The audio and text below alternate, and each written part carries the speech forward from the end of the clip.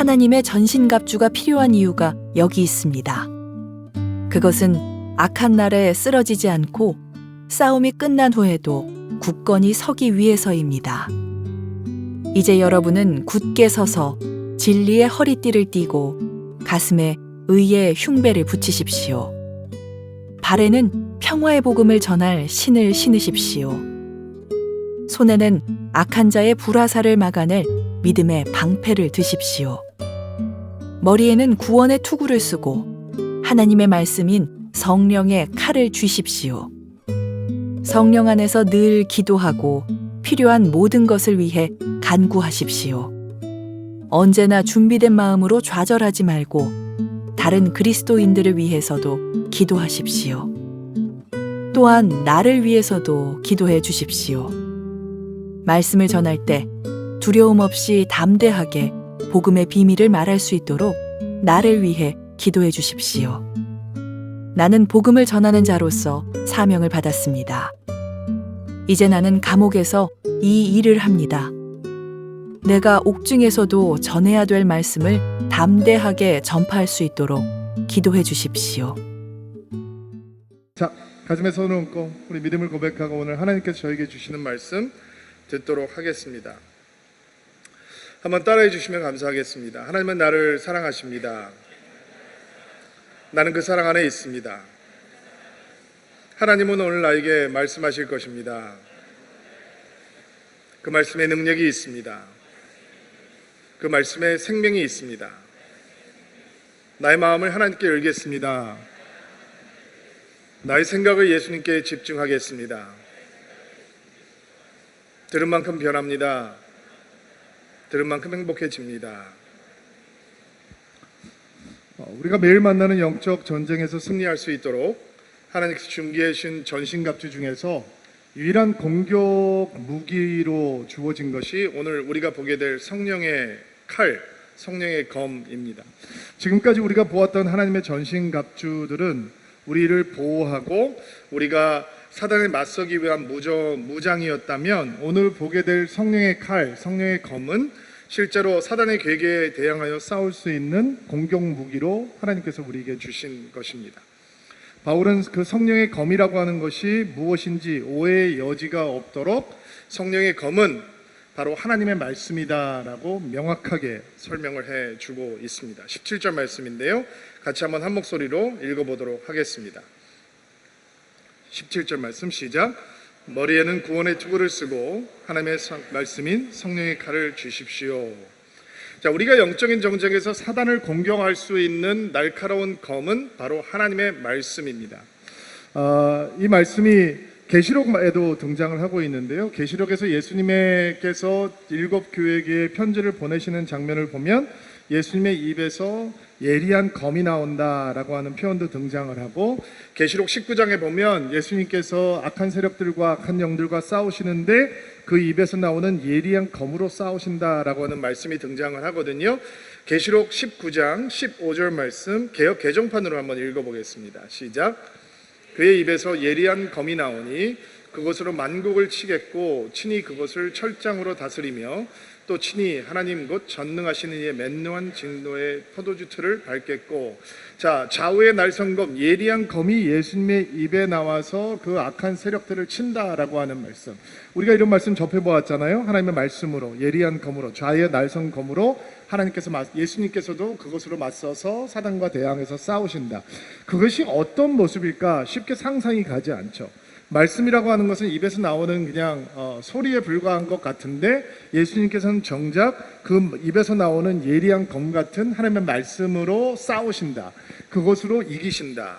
쉽게 상상이 가지 않지만 예수님께서도 예리한 검 같은 말씀을 사용하셔서 영적인 전쟁을 하고 계시고 그리고 승리하신다라고 하는 것은 의심의 여지가 없습니다. 그리고 하나님께서 여러분과 저에게 주시는 영적인 무기도 바로 예수님께서 쓰시는 똑같은 하나님의 말씀입니다 라고 하는 것도 의심의 여지가 없습니다. 오늘 성경을 좀 여기저기 살펴보면서 어떻게 하나님의 말씀이 사단의 전략을 파하는 강력한 성령의 검, 성령의 칼이 되는지, 어떻게 우리에게 영적인 무기가 되는지 좀 살펴보면서 묵상하면서 은혜를 나눠보려고 합니다. 먼저 여호수아서에 나와 있는 말씀으로 시작을 해보려고 하는데요. 여호수아가 여리고성을 정복하려고 준비를 하는데 참 납득하기 힘든 하나님의 말씀이 임해왔습니다. 전투를 벌여야 하는데 그 견고한 여리고성을 향해서 어떤 전략적인 공격도 하지 않고 6일 동안 이 여리고성 주위를 하루에 한 바퀴씩 돌아라. 그리고 7일째에는 7바퀴를 돌라라고 하는 말씀이 임해온 것입니다. 우리들이 전쟁에 대해서 잘 모르지만 전쟁을 하려면 적들이 상상도 못하는 전략적인 무기들을 전술을 준비해야 하고, 그리고 토성을 쌓아서 그 높이 쌓아 올린 견고한 성을 뛰어넘어 성문을 열어 제끼고 이스라엘 백성들 군사들이 뛰어 들어갈 수 있도록 조치를 해야 하고, 또 적들의 공격을 무력화할 수 있는 방어선을 준비해야 되고, 군사들이 잘 싸울 수 있도록 병참 그리고 식량과 물을 확보하고 이런 무기들을 확보하고 이런 것들이 상식적인 일이 되지 않겠습니까? 그러나 이런 전쟁 준비 하나도 없이 하나님께서는 이스라엘 백성들이 그저 성 주위를 행진하면서 돌고 들어오면 된다라고 하는 말씀을 주셨습니다. 아무리 이해하려고 해도 이해할 수 없는 말씀이죠.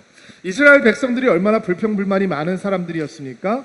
그런데 그런 사람들에게 첫 약속의 땅으로 들어가는 관문에서 이렇게 말도 안 되는 전술로 첫 전쟁을 치른다라고 하는 것은 폭동이 일어나서 스스로 자멸할 수도 있는 그런 상황이 될 수 있는 위험한 선택이 될 수도 있었습니다. 그러나 여호수아가 그 하나님의 말씀에 따르고 이스라엘 백성들도 그 하나님의 말씀을 따릅니다.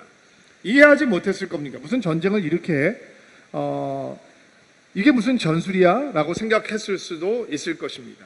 아마 여러분이 거기 있었어도, 제가 거기 있었어도 이런 하나님의 말씀에 쉽게 납득하고 따라가기는 쉽지 않았을 것입니다. 그러나 하루에 한 번씩 6일 동안, 그리고 7일째는 여리고성 주위를 7바퀴 돌고 고함을 지르라고 했을 때 어떤 사람은 온 힘을 다해서, 어떤 사람은 그냥 하는 둥 마는 둥 고함을 질렀을 것입니다. 그런데 성벽이 무너져 내렸습니다. 우리가 너무 잘 알고 있는 내용이죠. 하나님께서 여리고성을 정복할 때 또 하나의 말씀을 주셨는데, 첫 전쟁에서 승리를 얻을 수 있는 모든 전리품 중에서 금, 은, 쇠 같은 것은 여호와의 창고에 드리고 나머지 전리품들은 다 멸하라 라고 말씀을 하셨습니다. 첫 전쟁이니 모든 것은 여호와께 드린 바가 되었기 때문에 이스라엘 백성들은 그 어느 것도 전리품으로 취할 수 없었다라고 하는 얘기죠. 그런데 아간이라고 하는 사람이 바벨로니아에서 가져온 외투 한 벌과 금 조금, 은 조금을 감추어 놓았습니다. 그 결과 말씀을 그대로 따랐던 여리고 전쟁에서는 손하나 까딱하지 않고 이스라엘이 승리할 수 있었고, 그리고 아이의 성이라고 하는 작은 전투에서는 이스라엘 백성들은 말도 안 되는 참패를 하게 됩니다. 자, 두 사건을 비교를 한번 해봅시다. 하나님의 말씀이 임했습니다. 그리고 하나님께서 어떻게 하면 승리를 할 수 있을지 알려주셨습니다. 그리고 이스라엘 백성들은 의심 없이 그 말씀을 받았습니다. 그러나 한 전투에서는 이스라엘이 승리를 하였고 한 전투에서는 이스라엘이 패배를 하게 되었습니다. 차이가 무엇입니까? 이유는 어디서 찾을 수 있는 것입니까? 바로 순종에서 찾을 수 있는 것입니다. 승리의 비결은 하나님의 말씀이 한 번은 임했고 한 번은 임하지 않았고, 그래서 승리와 패배가 갈린 것이 아니라 똑같은 상황에서 하나님의 말씀이 임했는데 한 번은 이스라엘 백성들은 하나님 앞에 온전한 순종을 했고 한 번은 온전한 순종을 하지 못했기 때문에 승패가 갈리게 되었던 것입니다. 성경 한 곳을 또 한 곳 얘기해 보도록 하겠습니다. 마태복음 4장에 나와 있는 예수님께서 사단에게 시험을 당하는 장면입니다. 40일 동안 금식을 하신 예수님께서 배가 줄이셨는데 사단이 나타나서 돌들에게 명해서 빵이 되게 하라, 그래서 너의 줄인 배를 채우라 라고 하는 유혹을 하게 됩니다. 예수님께서 그 유혹을 어떻게 이기셨냐? 여러분들 잘 알고 계시죠? 사람이 떡으로만 사는 것이 아니라 하나님의 입에서 나오는 말씀으로 살아야 된다라고 하는 신명기 8장 3절의 말씀을 갖고 승리하셨습니다. 그러자 사단이 매우 흥미로운 전략으로 예수님에게 다시 유혹하기 시작합니다. 마태복음 4장 6절 말씀인데요, 같이 한번 한 목소리로 읽어보도록 하겠습니다. 시작. 마귀가 말했습니다. 만일 당신이 하나님의 아들이라면 뛰어내리시오.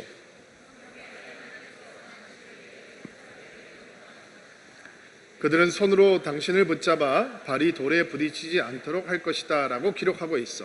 사단도 성경을 들이대면서 예수님을 유혹하기 시작합니다. 예수님께서 사단의 유혹을 성경으로 물리치셨습니다. 그러자 사단도 시편 91편에 있는 말씀을 정확하게 갖다 들이대면서 성전 꼭대기에 예수님을 세우고 성경에 이렇게 쓰여 있어. 당신이 여기서 뛰어내리면 하나님께서 천사들에게 명령해서 당신의 발이 돌뿌리에 부딪히도록 하지 않을 것이니 이제 여기에 뛰어내려서 그 말씀을 증명해 보시오 라고 유혹하고 있는 것입니다. 사단도 성경을 알 뿐 아니라 정확하게 이 상황에 맞춰서 사용할 줄도 안다라는 것입니다. 그렇다면 성경을 그저 알고 있다는 사실이 사단을 대적할 수 있는 영적인 공격 무기, 성령의 칼이 될 수 없다라는 것을 우리는 쉽게 인지할 수 있을 것입니다. 성경을 그저 알고 있다, 성경의 내용을 숙지하고 있다라고 하는 사실만으로 그것이 말씀이 우리에게 성령의 검이 되어주지 않는다는 것입니다. 성령의 검이 된다라고 하는 것은 단순히 말씀을 잘 알고 있다는 것과 관계가 없을 수 있다라는 것이죠. 복음서에 보면 귀신 들린 사람들이 가장 먼저 예수님이 누군지 알아보았습니다. 예수님께서 사단의 권세를 멸하러 오신 하나님의 아들이시기 때문에 예수님을 보고 두려워 떨었습니다. 그들이 예수님을 알아보고 예수님을 두려워하고 떨었다고 해서 그것이 예수님을 향한 신앙이 될 수는 없는 거잖아요. 야고보서의 말씀에도 보고 내가 하나님이 한 분인 줄 아느냐, 잘 하고 있는도다, 귀신도 그렇게 믿고 떠느니라 라고 말씀을 하잖아요. 하나님이 한 분이신 것을 안다고 해서, 그분이 위대하신 하나님이라는 걸 안다고 해서 그것이 곧 신앙일 수 없듯이 성경에 대해서 성경을 좀 알고 있다는 사실이, 어떤 말씀이 성경에 있다라고 하는 것, 내가 기억해낼 수 있다라고 하는 사실만으로 그것이 우리에게 성령의 검이 되지 못한다라고 하는 것입니다. 사단이 하나님의 말씀을 안다고 해서 그것이 사단에게 능력이 될 수 없는 것과 똑같은 이치입니다. 제가 저희 아이들이 대학에 갈 때 이렇게 코칭을 한 적이 있습니다. 대학에 가면 성경을 알고 싶고 배우고 싶은 마음이 있을 텐데 저때로 학교에서 진행하는 종교학 강의, 성경 강의를 듣지 마라.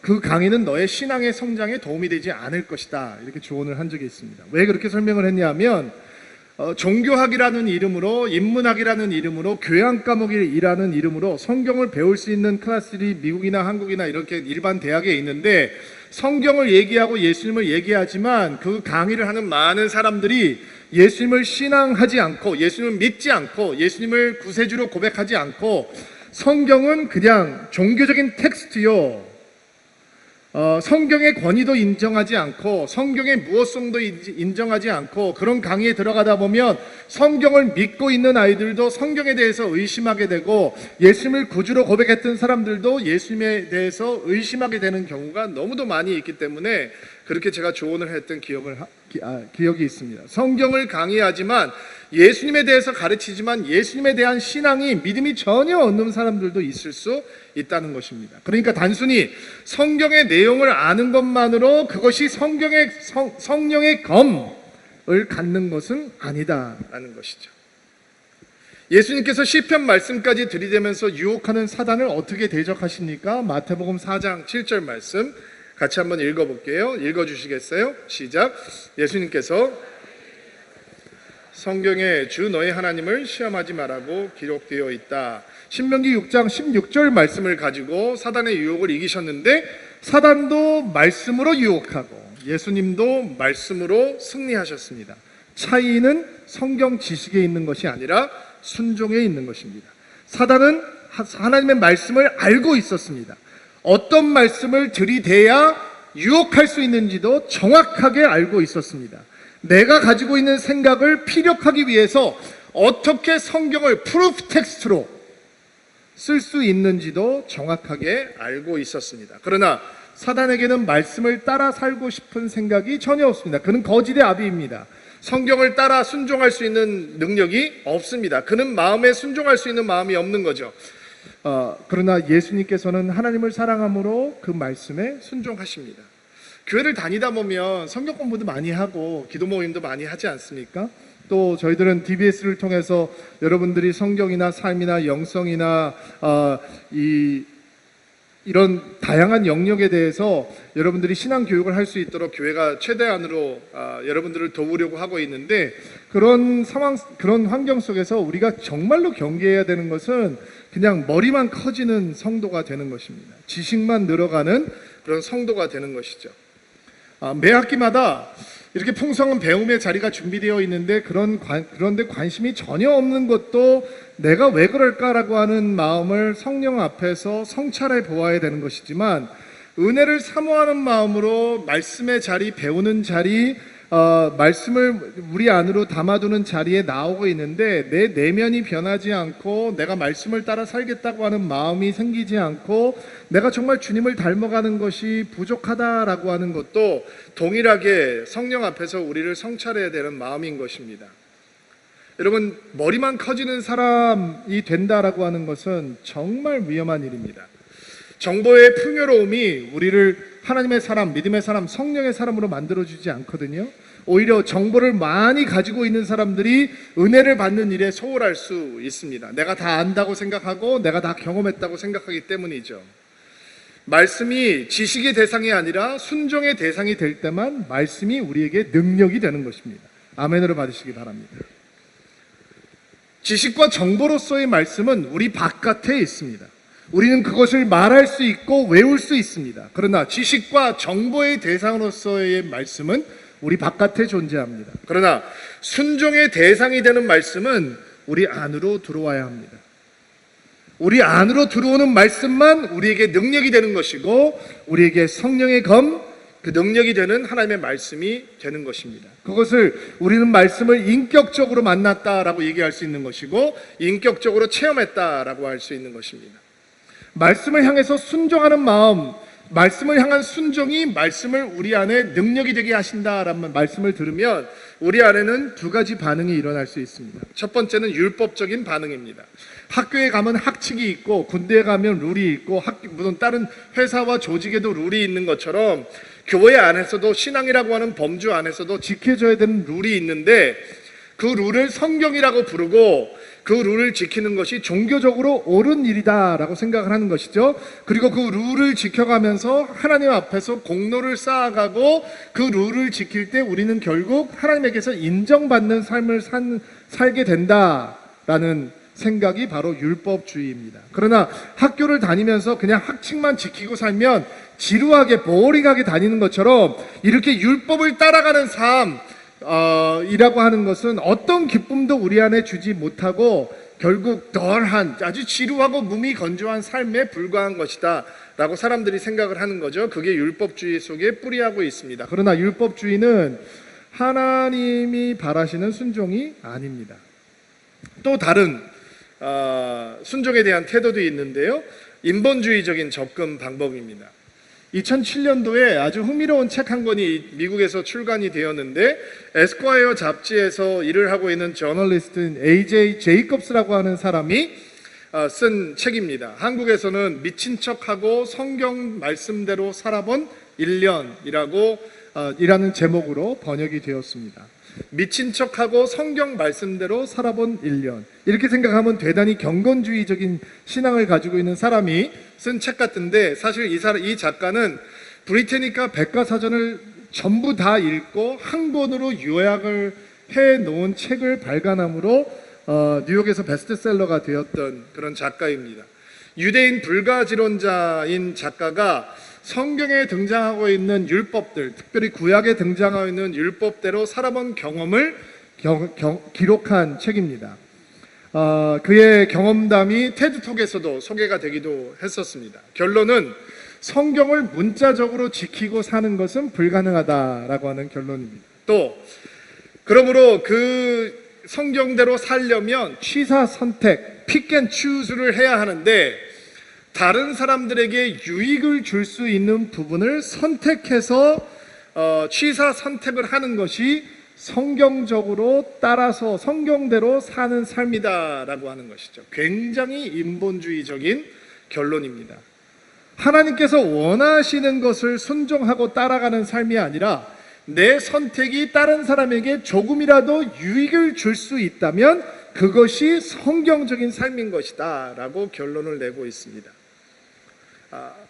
순종을 향한 율법적인 접근 방법도 인본주의적인 접근 방법도 성도에게 성령의 검을 쥐어주지는 못합니다. 여러분, 예수님께서 왜 하나님의 말씀에 순종을 할까요? 왜요?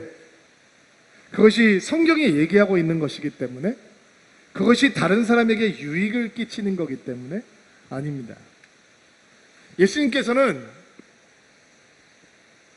하나님을 시험해 보라라고 하는 사단의 유혹에 넘어가지 않습니다.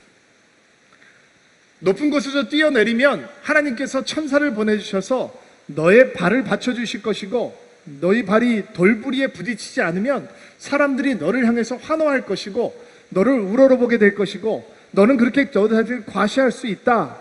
내가 하나님의 아들인 것을 증명해낼 수 있다라고 하는 유혹에 빠지지 않습니다. 왜요? 예수님께서는 하나님을 절대적으로 신뢰합니다. 사랑하십니다. 아버지가 내 안에 내가 아버지 안에 있다라고 하는 친밀 가운데 거하고 계십니다. 예수님의 순종의 동기는 그 순종을 통해서 나의 의와 공의를 드러내고 싶다라고 하는 율법주의와는 거리가 멀고 나의 순종의 동기는 내가 순종함으로 다른 사람에게 유익을 주고 싶다라고 하는 인본주의와도 거리가 멉니다. 예수님께서 하나님의 말씀을 순종하는 이유는 그분이 하나님을 철저하게 사랑하기 때문이고 철저하게 신뢰하기 때문이고 그분과 하나님이 하나인 친밀한 관계 속에 들어가 있기 때문입니다. 그리고 예수님의 입술을 통해서 나오는 하나님의 말씀은 능력이요 권세요 하나님의 성령의 칼이 되는 것입니다.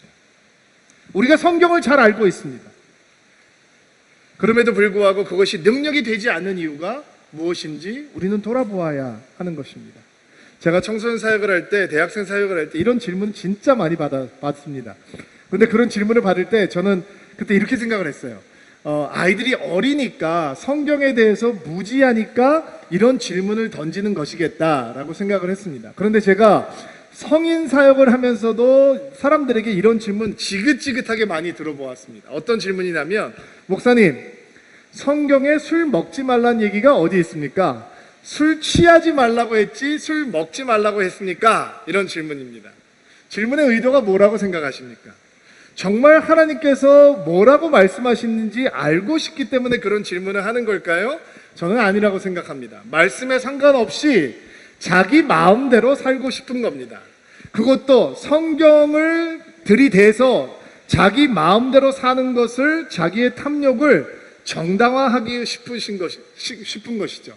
여러분, 정상적인 인지 능력을 가지고 있는 사람이라면 이런 말씀을 이해 못할 리가 없습니다. 들어보십시오. 그런즉 너희가 어떻게 행할지 자세히 주의하여 지혜 없는 자 같이 하지 말고 오직 지혜 있는 자 같이 하여 세월을 아끼라. 때가 악하니라. 그러므로 어리석은 자가 되지 말고 주의 뜻이 무엇인지 이해하라. 술 취하지 말라. 이는 방탕한 것이니 오직 성령의 충만함을 받으라. 아니, 바보가 아닌 다음에야 이 말씀이 무엇을 의미하는지 놓칠 리가 없습니다. 그런데 이해하지 못하는 이유가 무엇일까요? 그 말씀을 순종하고 싶은 마음이 없는 것입니다. 그런지 아무리 들어도 말씀이 안 들어오고, 아무리 읽어도 그 말씀이 안 들어오고, 아무리 설명을 해 주어도 그 말씀을 받으려고 하지 않는 것입니다. 다른 말은 들리지도 않고 들으려고도 하지 않는 것입니다. 그저 술 취하지 말라라고 하는 부분만 악착같이 붙들고 이것만 하면 되는 것이지 라고 생각을 하는 것이죠. 그렇게 말씀을 알고 받는 것은 말씀을 절대로 능력의 성령의 검으로 받지 못하는 삶이 되는 것입니다. 저는 참 훌륭하신 선생님들에게 성경과 신학을 배웠습니다. 어떤 분들은 세계적인 석학이라고 이름이 알려져 있는 분들도 있었습니다. 가끔 나는 성경을 몇 번 읽었네 라고 하는 분들을 보게 됩니다. 그러나 성경의 주석을 쓰고 베스트셀러가 되는, 그리고 기독교 역사에 남을 책들을 기록한 분들이셨지만 그분들은 한 번도 내가 성경을 몇 번 읽었네 라고 자랑하는 얘기를 들어보지 못했습니다. 오히려 그분들은 성경을 읽으면 읽을수록 내가 그 성경의 말씀대로 살지 못하는 것 때문에 괴로워하고 내가 주의 은혜를 구하게 된다라고 하는 순례자의 고백들을 많이 하셨습니다. 여러분, 지식, 정보로서의 말씀이 사단을 맞서서 싸우는 예리한 성령의 검이 되어주지 못합니다. 말씀은 우리 안으로 들어오고 그 말씀 앞에 우리가 무릎을 꿇고 그 말씀대로 살겠다라고 하는 헌신과 결단이 있을 때만 그 말씀은 사단을 무찌르는 예리한 검이 되는 것이고 우리는 말씀 앞에 붙들린 사단이 감당하지 못하는 능력의 사람들이 되는 것입니다. 삶으로 담아낼 수 없는 말씀은 사단의 공격을 파하지 못합니다. 그러나 어떤 대가를 지불해도 말씀을 따라 살겠다라고 하는 성도에게 하나님의 말씀은 좌우의 날선 검이 되는 것입니다. 아멘으로 받으시기 바랍니다. 우리가 하나님을 사랑하는 마음으로, 하나님을 신뢰하는 마음으로, 하나님과 하나 되는 친밀한 마음으로 주의 말씀을 붙들고 그 말씀이 불편해도, 그 말씀이 힘들어도, 그 말씀이 우리를 거북하게 해도 우리의 삶 안으로 순종이라고 하는 헌신을 통해서 가지고 들어오는 순간 예수 그리스도의 말씀, 하나님의 말씀은 좌우의 날선 검이 되어서 사단이 우리를 향해서 펼치는 괴계를 무찌를 수 있는 것입니다. 자, 또 한번 생각을 해볼까요? 말씀이 정보가 아니라 순종의 대상이 될 때 예리한 성령의 검이 된다. 하나님의 말씀이 또 어떻게 우리 강력한 성령의 검이 되는지 또 한번 보도록 하겠습니다. 예수님께서 십자가에 달려서 잡히셔서 예루살렘에서 잡히셔서 십자가에 달려 죽으셨습니다. 아마 예수님의 고난과 죽음에 대해서 제대로 이해하지 못하고 있었던 수많은 예수님을 따르는 사람들, 제자들은 그 죽음이 엄청난 충격이 되었을 것입니다. 큰 공포가 되었겠죠. 그리고 그 중에 많은 제자들이 그 공포의 자리 예루살렘을 떠나서 고향으로 흩어져 내려가고 있었습니다. 그 가운데 엠마오를 향해서 가고 있는 두 사람의 제자들의 이야기가 누가복음 24장에 나옵니다. 부활하신 예수님께서 그들에게 나타나셨지만 낙심이 너무 컸기 때문에 그들은 예수님을 알아보지 못했습니다. 그러면 그들이 예루살렘을 떠나서 엠마오로 내려가면서 예수님을 믿고 따르던 사람들이었습니다. 예루살렘을 떠나서 엠마오로 내려가면서 그들의 대화는 어떤 내용이었는가? 예수님에 대한 대화를 하고 있었습니다. 예수님이 어떤 분이셨는지, 예수님께서 예루살렘에서 어떤 일을 당하셨는지, 십자가의 죽음, 그들의 낙심, 그리고 그들이 여인들을 통해서 들었던 빈 무덤이라고 하는 사건, 그리고 여인들이 예수님이 살아났다라고 하는 소문을 들었지만 예수님을 만나지 못했다는 일, 이런 일련의 사건들, 우리가 복음이라고 얘기하는 예수님의 십자가, 빈 무덤, 부활, 이런 사건들에서 얘기하고 있었지만 그들의 믿음에는 생명력이 없었습니다. 그들은 낙심으로 가득했고 그들은 좌절하고 있었습니다. 그들이 얼마 전까지는 예수님을 향해서 믿음을 가지고 있었지만 그들의 믿음은 다 식어버렸고 그들의 믿음은 다 쪼그라들이고 예수님에 대한 어떤 기대감도 있지 않았습니다. 그리고 그래서 예수님께서 나타나셨는데도 불구하고 예수님을 알아볼 수가 없었던 것입니다. 그들의 식어진 가슴을 예수님께서 어떻게 만지시느냐, 모세 오경부터 시작해서 예언서에 나오는 내용들, 어떻게 그리스도께서 고난을 당하셔야 될 것과 그 고난이 어떻게 메시아의 영광으로 연관이 되는지, 이어지는지 예수님께서 설명을 해주셨다라고 성경은 기록을 합니다. 저녁 때가 되어서 기거를 할 수 있는 자리를 찾아서 식사를 하시면서 예수님께서 빵을 가지시고 감사 기도를 드리신 다음에 떼어 주셨을 때 그 빵을 받아 먹고 눈이 밝아져서 그분이 예수님인 것을 알아보게 되었다라고 성경은 얘기합니다. 그러자 예수님께서 사라지셨습니다. 바로 그때 그들에게 일어난 일이 어떤 일인지 이렇게 설명을 합니다. 누가복음 24장 32절 말씀 읽어주시겠어요? 시작.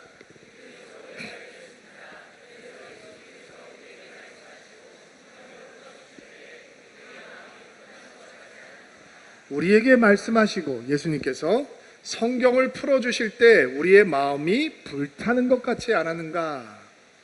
예수님께서 말씀을 그들 삶 속으로 밀어 넣어 주실 때 그들의 마음이, 그들의 심령이 불타는 것 같았다라고 고백을 합니다.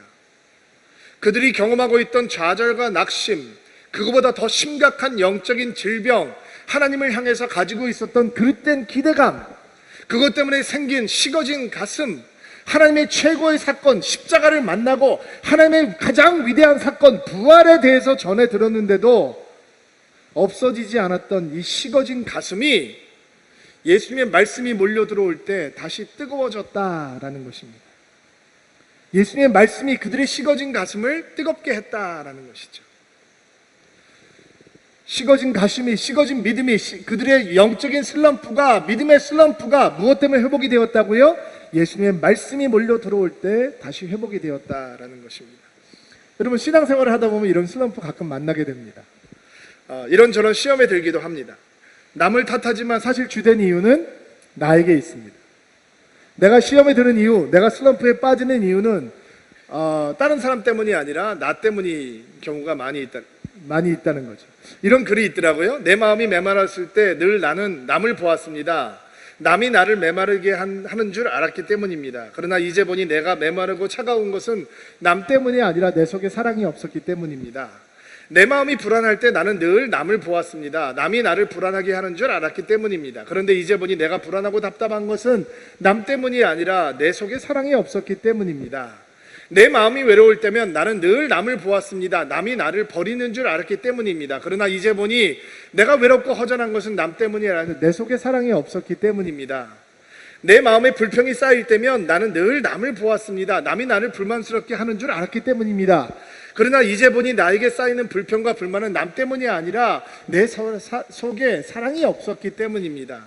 내 마음이 기쁨이 없을 때면 나는 늘 남을 보았습니다. 남이 내 기쁨을 빼앗아가는 줄 알았기 때문입니다. 그러나 이제 보니 나에게 기쁨과 평화가 없는 것은 남 때문이 아니라 내 속에 사랑이 없었기 때문입니다.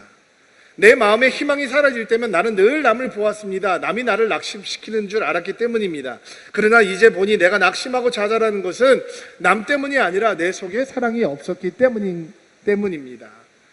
우리가 예수님을 사랑하고 예수님께 가까이 있어야 하는데 사람을 더 신뢰하고 사람을 더 사랑하다 보니까 우리가 영적인 슬럼프에 빠지게 됩니다. 하나님과의 사귐에 더 관심이 있어야 되는데 사람과의 사귐에 더 관심이 있다 보니까 영적으로 침체하게 됩니다. 전심으로 주님을 향해야 되는데 우리의 마음을 여기도 나누어주고 저기도 나누어주고 분산되어다 보니까 우리는 영적인 슬럼프에 빠지게 됩니다. 그리고 신앙생활을 좀 하다 보면 그럴 수도 있지라고 생각을 합니다. 그러나 절대로 그렇지 않습니다. 어떻게 그렇게 뜨거운 마음을 가지고 평생 주님을 향해 걸어가겠어? 때때로 우리의 마음이 식기도 하는 것이지 당연한 일이지라고 생각하면 절대로 안 됩니다. 왜냐하면 우리의 마음을 식게 하는 것이 바로 사단의 전략이기 때문입니다. 예수님을 향해서, 십자가를 향해서 식은 마음, 교회를 향해서, 목회자를 향해서, 공동체를 향해서 실망한 마음, 영적인 삶, 믿음의 삶, 그것을 향해서 차디찬 마음, 무관심, 적당한 마음 속에 빠지게 하는 것이 바로 사단의 전략입니다. 그런 영적인 공격을 받아서 마음이 식어지기 시작하면 사람들이 어떻게 변합니까? 먼저 앉는 자리부터 달라지게 됩니다. 졸아도 되는 자리, 핸드폰 보면서 있어도 그냥 눈에 띄지 않는 자리로 숨어들게 되죠. 그리고 설교를 듣고 성경을 읽으면 지루하다는 생각 속에 빠지게 되고, 설교를 들으면 너나 잘하세요 라고 하는 마음으로 그냥 예배 시간을 견디게 되는 것입니다.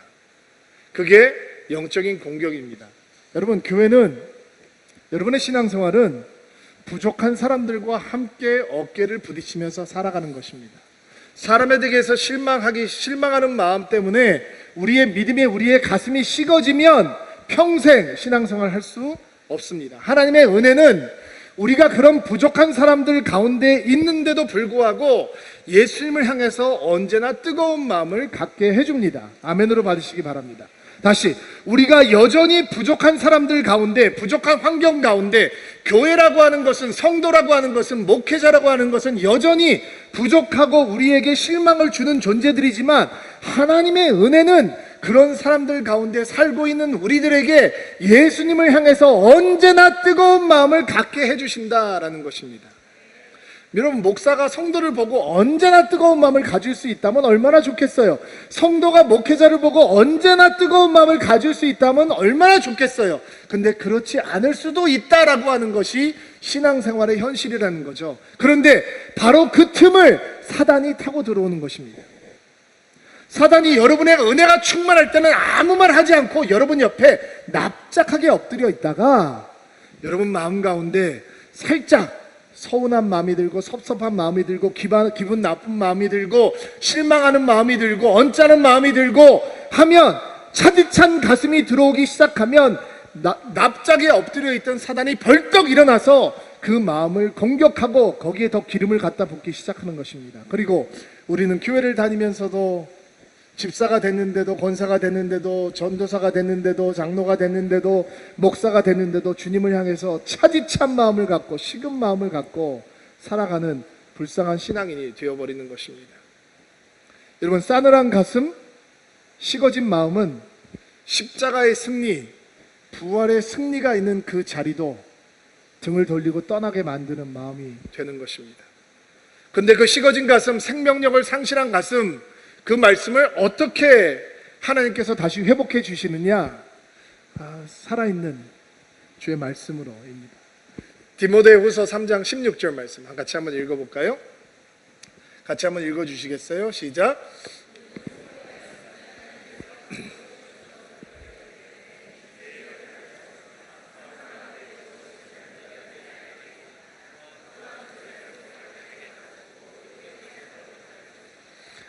자, 모든 성경 말씀은 하나님께서 감동을 주셔서, 영어 번역본 보면 이 감동이라는 말이 inspiration이라고 번역이 되어 있거든요. 이 감동이라는 말을 또 다른 단어로 표현을 하거나 번역을 한다면 호흡이라고 하는 단어로 번역을 할 수 있습니다. 그러니까 모든 성경은 하나님의 호흡으로, 하나님의 숨으로, 하나님의 숨결로 주어진 것입니다. 이렇게 번역을 할 수 있습니다. 여러분, 하나님의 모든 성경 말씀이 하나님의 숨결이다, 하나님의 호흡이다 라고 이렇게 얘기하면 여러분 어떤 장면이 여러분과 함께 오버랩이 되십니까? 창세기에 나와 있는 사람을 창조하시는 그 장면과 오버랩이 되어야 합니다. 하나님께서 아담을 만드시고 높여놓으셨는데 아담이 아직 살아있지 않았습니다. 그런데 하나님의 호흡이, 하나님의 생기가 아담에게 들어갑니다. 그리고 그는 생명을 얻게 되는 것입니다. 여러분, 예수님의 제자들이 엠마오로 내려가는데 낙심과 좌절로 가득합니다.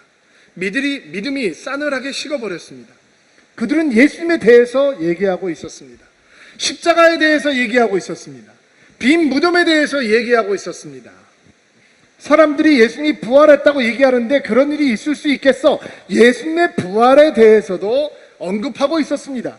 그러나 그들에게는 어떠한 영적인 생명력도 존재하고 있지 않았습니다. 교회 안에 들어와 있는 사람들을 봅니다. 교회 오래 다녔습니다. 어떤 사람은 모태신자라고 얘기합니다. 어머니 뱃속에서부터 교회를 들었습니다. 그러나 그들은 예수님을 얘기하고 십자가를 얘기하고 십자가를 목에 들고 다니고 부활을 얘기하지만 그들의 영적인 삶 속에서는 생명력이 없는 사람들이 있습니다. 왜일까요? 하나님께서는 그런 사람들을 어떻게 다시 살려놓으실까요? 예수님의 말씀이 그들 안으로 밀려 들어오기 시작합니다. 십자가 앞에서도 실망이었고 빈 무덤 앞에서도 실망이었던 사람들이, 두려워서 벌벌 떨던 사람들이 하나님의 호흡, 예수님의 말씀이 밀려 들어오니까 그 식어진 가슴이 다시 뜨거워지기 시작합니다. 어떤 분들은 자신들의 신앙생활을 보면서 제가 대학생 때는 청년 때는 굉장히 뜨거웠는데 사회생활 하다 보니까 먹고 살다 보니까 아이들 키우다 보니까 이렇게 매너리즘에 빠지게 되었습니다 라고 얘기를 합니다. 처음에 집사가 되었을 때는, 처음에 임직을 받았을 때는 굉장히 뜨거운 마음이었는데 이런저런 모습으로 교회에 실망을 하고 목회자들에게 실망을 하다 보니까 이렇게 무미건조한 신앙생활을 하고 있습니다 라고 생각하는 분들이 있을지 모릅니다.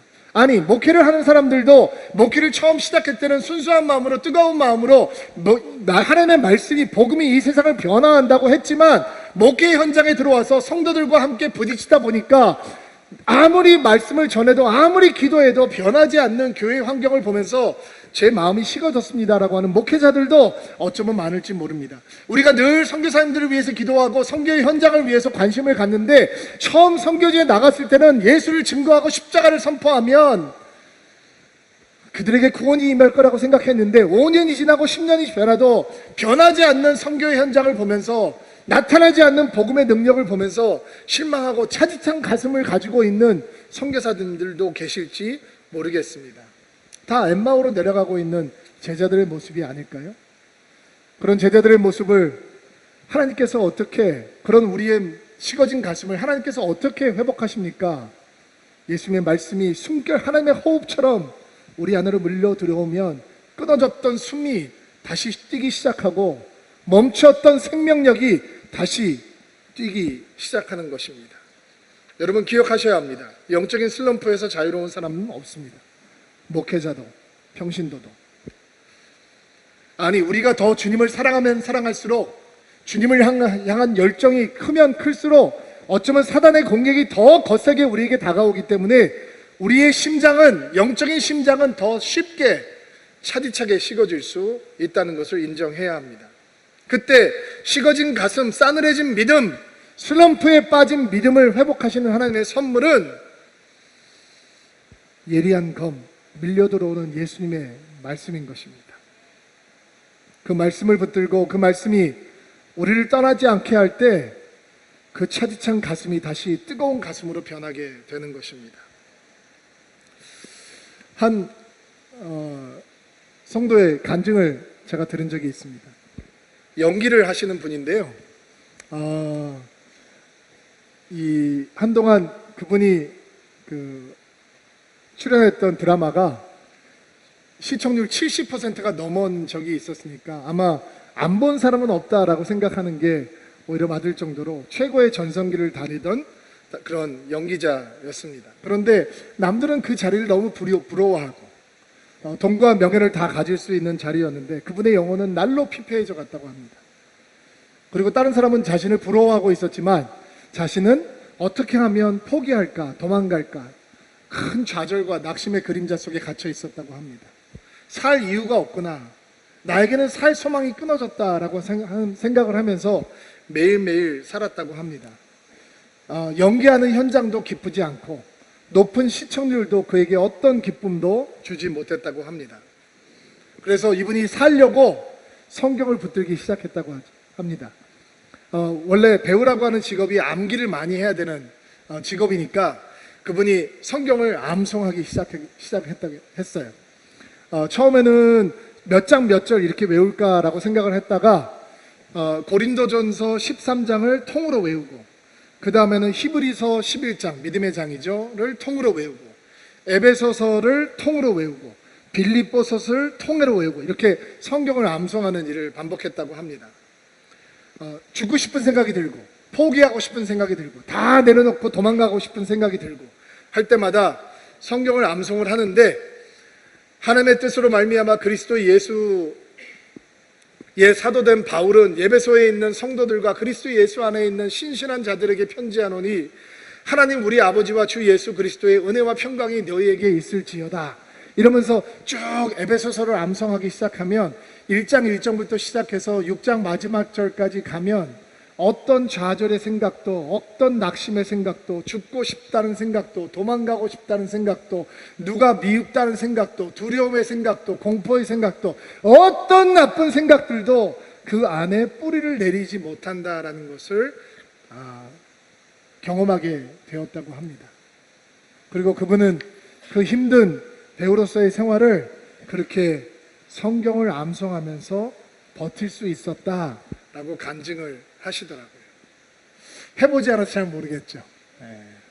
DBS를 하면서 성경 암송하는 클래스가 있었으면 좋겠다라는 분들이 많이 있는데, 여러분들이 만약에 성경을 59절, 109절 암송하면서 여러분의 큰 낙심이 생길 때마다, 좌절할 시험이 들 때마다, 누가 미워질 때마다, 내 입술에서 고약한 얘기가 나올 때마다, 험담, 비방, 불평의 말이 나오기 전에 이렇게 이 집사님께서 하셨던 것처럼 하나님의 말씀을 쭉 암송하기 시작하면 아마 여러분의 영혼은, 차지찬 가슴은 뜨거운 하나님의 가슴으로 다시 변하게 될 줄로 믿습니다. 하나님의 말씀이 능력입니다.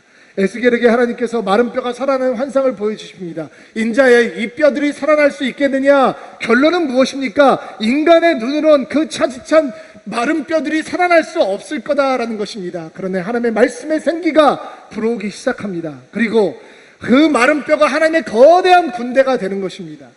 제 신앙생활을 돌아봅니다. 그리고 제가 알고 있는 성도들의 신앙생활을 바라봅니다. 차지찬 가슴, 싸늘해진 믿음, 마른 뼈와 같은 영성, 안 만나본 사람들이 누가 있겠습니까? 그러나 예수님의 생기로 가득 찬, 하나님의 숨결로 가득 찬 말씀이 밀려 들어오기 시작하고, 그 말씀을 우리는 은혜로 우리의 영혼 가운데 담으면 그 차디찬 믿음이 다시 뜨거운 가슴으로 변하게 되는 것입니다. 우리는 이 하나님의 말씀을 갓난아이가 젖을 찾듯이 그 순결한 말씀을 사모하면 되는 것입니다. 이런 은혜가 여러분 가운데 있게 되기를 주의 이름으로 축복합니다. 자, 가슴에 손을 얹고 안수하세요. 여러분을 위해서 축복하고 기도하겠습니다. 하나님, 오늘도 주의 말씀을 아멘으로 받습니다. 주의 말씀이 정보의 대상, 지식의 대상이 아니라 순종의 대상이 될 수 있도록 하나님께서 은총을 베풀어 주시기 바랍니다. 성경을 많이 알고 있다는 것, 성경을 많이 읽었다는 것이 무슨 자랑이 되겠습니까? 어떤 대가를 지불하더라도 주의 말씀대로 살겠다라고 하는 마음의 결단이 가슴에 손을 얹고 기도하는 드리빙 가운데 있게 하시고, 그 결단을 통해 살아계신 하나님의 말씀이 우리에게 성령의 검이 되게 하옵소서. 식어진 가슴이 하나님의 호흡 같은 생기 같은 말씀을 어린아이가 젖을 사모하는 마음으로 받음으로 우리의 마음을 다시 뜨겁게 해주는 생명이 되게 하옵소서. 주의 말씀을 늘 사모하는 인생이 되기를 소망하고, 주의 말씀이 성령의 검이 되어서 우리를 향해서 다가오는 어떠한 사단의 공격도 파하고 이길 수 있는 승리의 무기가 될 수 있도록 은총을 베풀어 주시옵소서. 하나님, 이 한 주도 예수 그리스도와 동행하는 한 주가 되기를 소망합니다. 예수의 손을 붙들게 하옵소서. 예수의 이름을 부르게 하옵소서. 바로 그 자리에서 날마다 승리하는 드리민들이 될 수 있도록 은총을 베풀어 주시옵소서. 예수님의 이름으로 기도하옵나이다.